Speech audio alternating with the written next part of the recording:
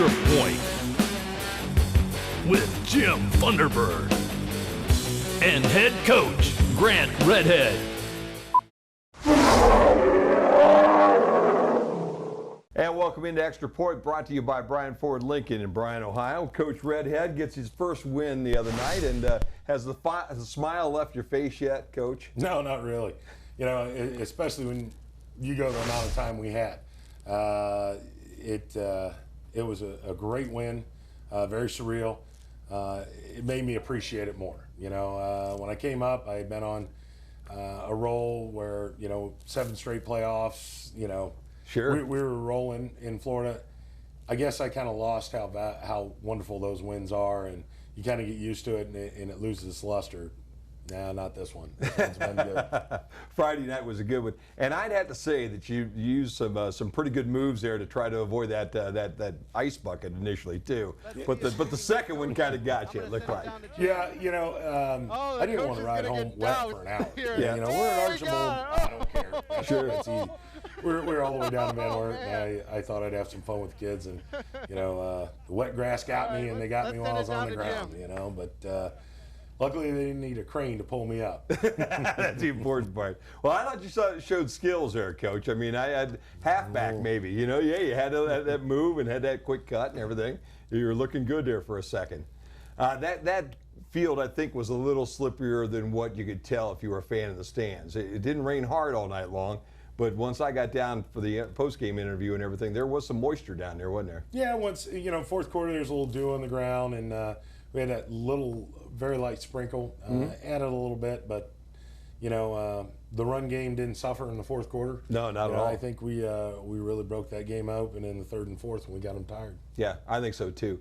You talked so much leading up to that ball game the other night about blocking, and I think that offensive line really seemed to figure some things out maybe on Friday night. Oh yeah, with the scouting reports we're doing for the kids, and we're compartmentalizing practice to where the O-line gets to work on their run block. They get a lot of time at it pre-practice and during practice to know their assignments, to know where they're going.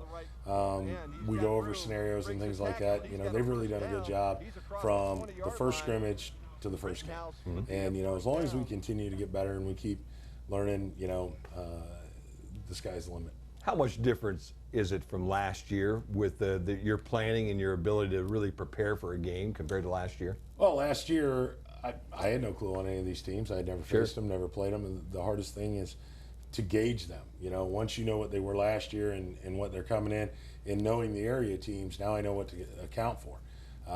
Columbian played Clyde. Well, my buddy's the AD at Clyde, and, I know they're good, really good this year. So I can gauge the talent a little bit, when I know who's playing who and when I played them before. So it gave us a big advantage going in. The other night you started a little slow. You were down a couple touchdowns. I think probably everybody in the stand are thinking, oh, man, here we go again, down 13-0. I don't think anybody on your sideline was thinking that at that point in time. But it was a kind of a slow start. And then the next thing you know, it seemed like once you got that first score, you could just see the confidence level on that sideline go up about 3 pegs, and you never look back from there. True. Part of our slowness to start on offense in the first half, we had a couple checks in, to where we checked from whatever play we had to a slant or a spot pass, and I left that up to the receivers and the quarterback. You got to try it. You got to see what they can handle. What I found was one was calling it or the other was calling it, and it wasn't a good time to do it. We were better off with a run play. Okay. And with the youth as a sophomore quarterback, and some of our guys only playing a couple years, it just wasn't the right time. So took that out at halftime and said, no more, you're running what I call. If you hear me yelling Cougar from the sideline, that means we're checking the slants. But it helped. The kids' mental preparation was there. We just kept grinding on them. By the end of the second quarter, they were gassed. Yeah. And with the halftime, we came out third quarter, we just started dominating. In fourth quarter, we had them on their heels big time. Yeah, you really did. A couple of shovel passes early to that fullback that they had. open up some big plays, open up some scoring for those guys. You seem to be able to adjust to that, and boy, that was after 2 or 3 of those, it was over for the night. Yeah, you know, we had worked on it. You know, we had one of our linebackers, a big shovel pass get blocked, and then we missed 2 tackles. Yeah. You know, we didn't do that often on Friday night, but when we missed key tackles, that was their 2 scores. You know, that's what put them in position and got them there, or they scored off of it. On the long run, the running back had, you know, we missed 3 tackles. You know, we had guys there, they needed to take one more step and finish, and we worked on that yesterday. And, you know, I made sure we worked on our conditioning too, so we're not tired and getting lazy and leaning and reaching. Yeah, yeah. You know what? I was really impressed with the tackling the other night, because last year that was a real problem at times. Not wrapping up, not getting a good piece of somebody. The other night it seemed like that first guy normally got a good piece of somebody and wrapped him up pretty well, and then the swarm came in and he didn't go very far. Well, that, and we're a lot stronger than we were last year too. You know, we started lifting in November, and you know, we even do lifts to strength for hamstring. You know, we make them do curls while they hold the top of a dumbbell. And they're gripping while they're curling, and it's more about the grip and movement than that. We want to make sure somebody gets in our grasp. You know, they all don't have hands like mine. So, you know, but if we get them, they're going to hold on to them. Yeah, well, it was impressive the other night, because that Kelly, that little Kelly, that running back for Van Wert, I don't know anybody else you're going to see that's going to be any more elusive than that kid. Boy, I'll tell you what, you know, if you missed him, he could spin, he could turn, he was quick up the field. I think the Johnson kid from PH is pretty good. Oh, yeah, that kid, I keep forgetting that Johnson kid from PH, yeah. Also, Delta's got one, but he's more of a power back. But still, you know, we're not going to face that every week. We're not going to face that this week. You know, they've got a big receiver, but their running back isn't as talented as what we faced. Yeah. You had to be pretty happy. You know, we talked an awful lot about Drew Peters and being able to throw in the run a little better than from the pocket. He showed that the other night, too. And once he got a couple of completions, seemed like he was starting to zone in as the night went on. Yeah, you know, we had kept the game passing-wise very simple for him, because we wanted to give him confidence. And as it went, after he got some completions, there were some things that we did. We adjusted the first touchdown, he extended with his legs. He had decent time in the pocket.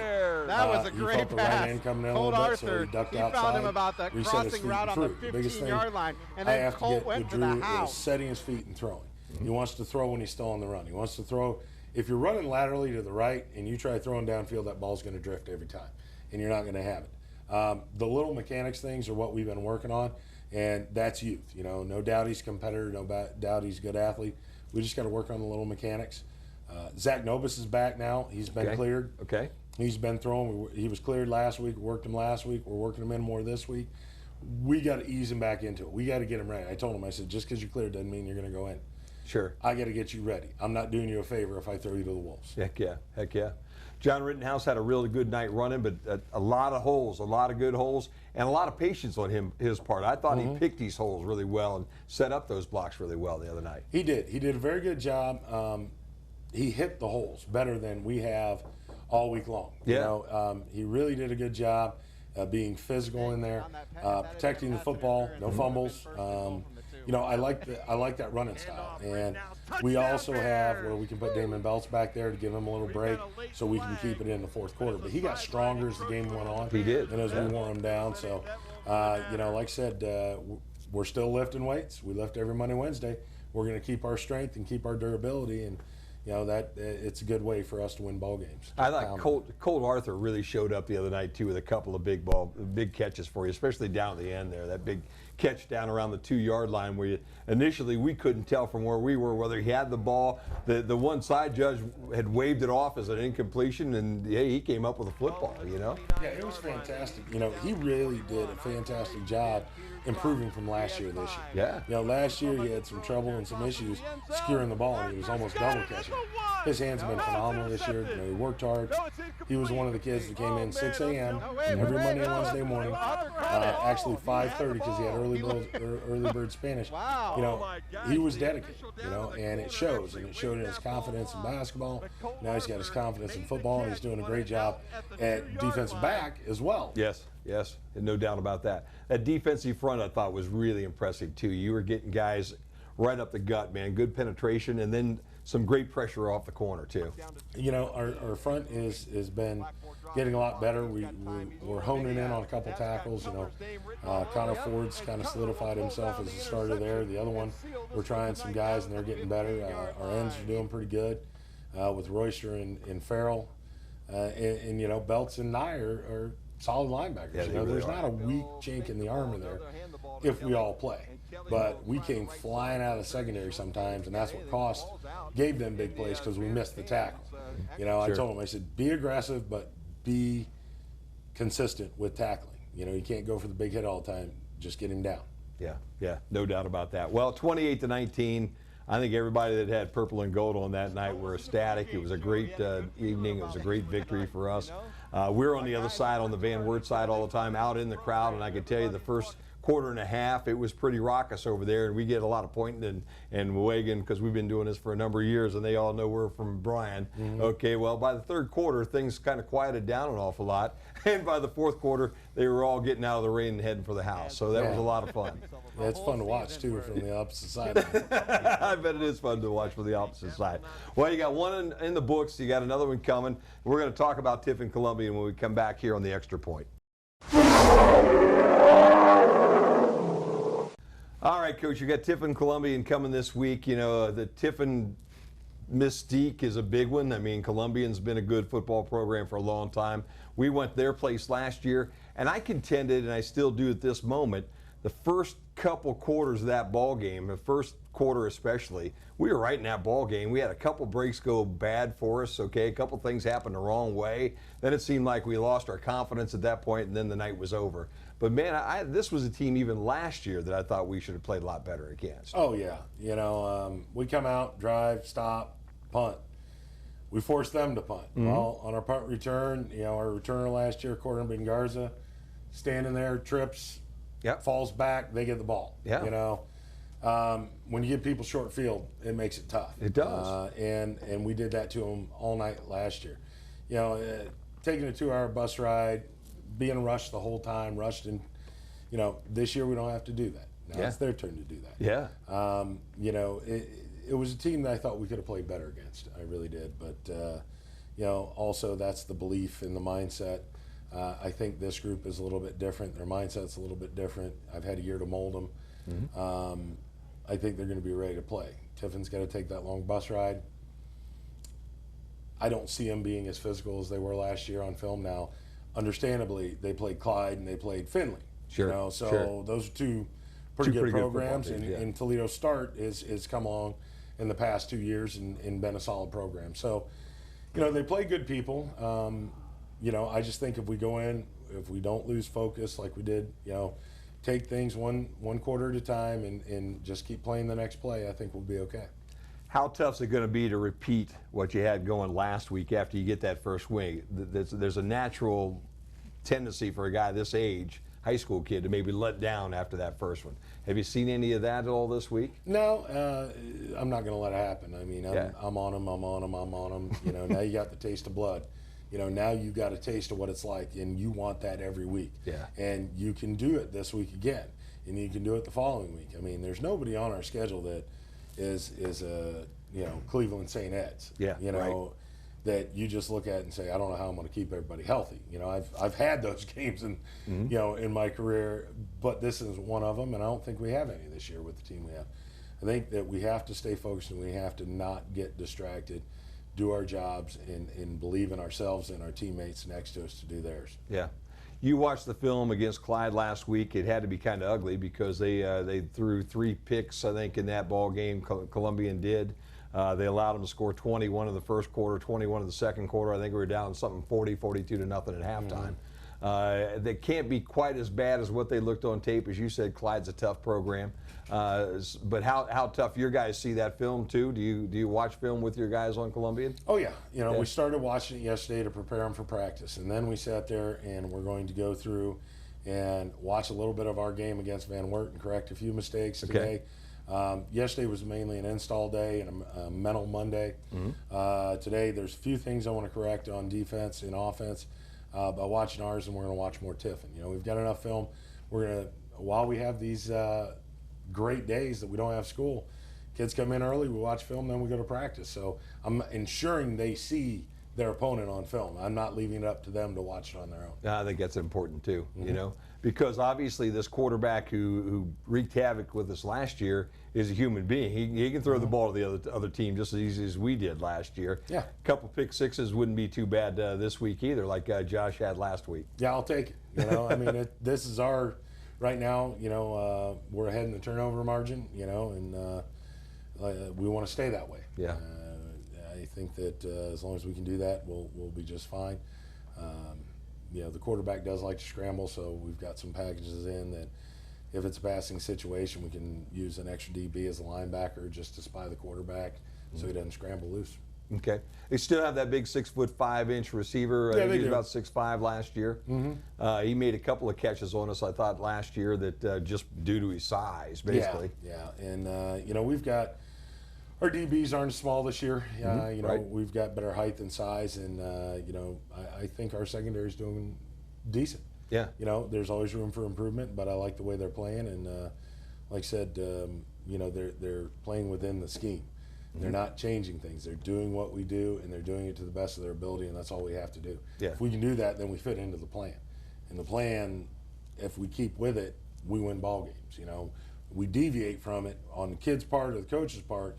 You know, if I start calling plays that, you know, just to try and make up ground or this or that, then we deviate from the plan. So sometimes, you know, you may say, why is he doing that on third down? Because it's better to run the ball and punt than take a chance on turning it over and doing things as, Sure. you know, our old buddy Klein found out against Napoleon, you know, last week. Yeah, he did.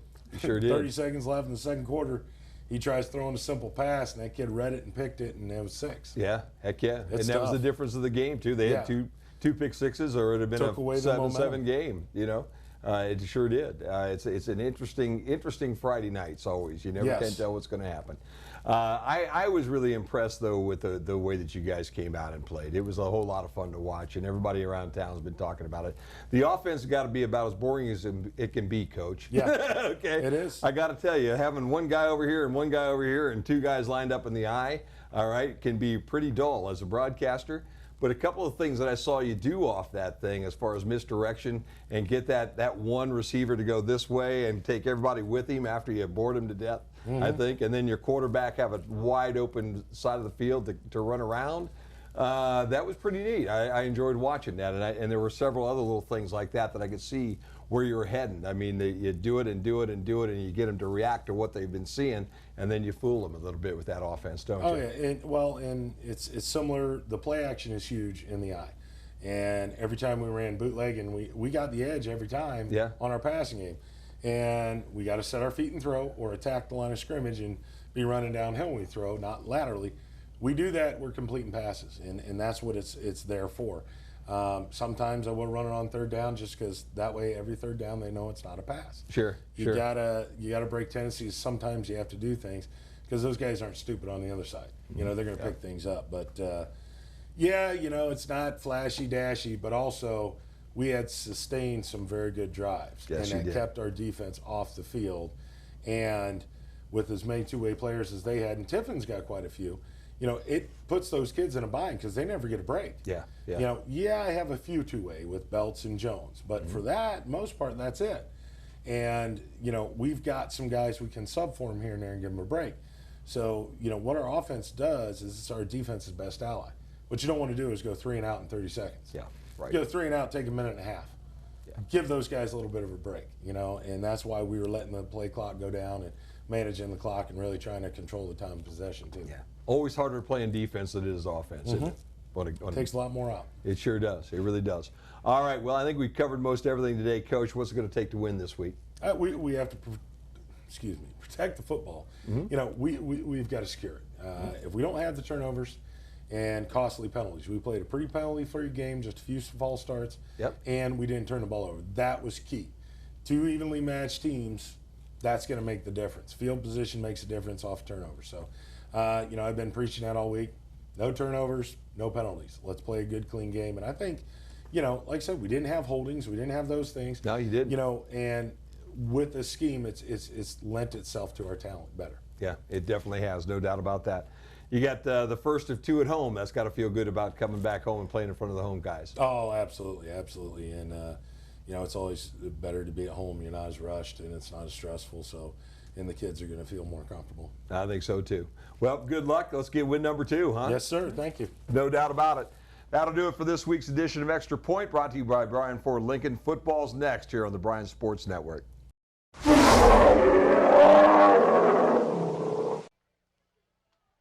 Bears had the ball after a turnover, but couldn't really get anything going. So